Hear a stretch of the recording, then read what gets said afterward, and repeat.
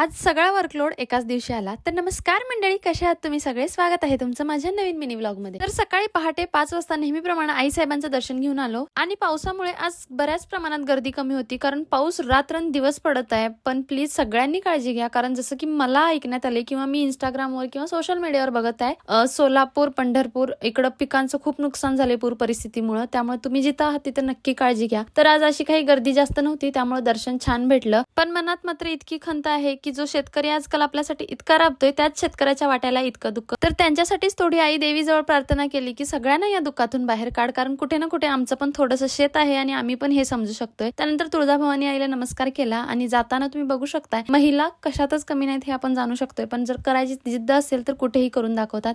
इकडे मम्मी काम आवरत होती, थोडंसं मम्मीला पिडलं. त्यानंतर प्री वेडिंगची आठवण आली म्हणून म्हटलं चला अल्बम बघून घेऊया. आणि आज केल्या आम्ही कडाकण्या. तुमच्या घरी पण कडाकण्या बनवल्या जात असतील तर मला कमेंटमध्ये नक्की सांगा, कारण आमच्या घरी कडाकण्यांशिवाय दसरा अपूर्ण असतो असं म्हणतात आणि खायला पण सगळ्यांना आवडतात. तर मी तेच इकडे पीठ मळलं आणि आज इतका वर्कलोड आला की संध्याकाळी 8 वाजता आमचं सगळं काम संपलं, कारण ड्युटी काम सगळं मॅनेज करणं थोडंसं अवघड होतं. पण मम्मीची हेल्प करायला मला आवडतं. तर आजसाठी एवढंच.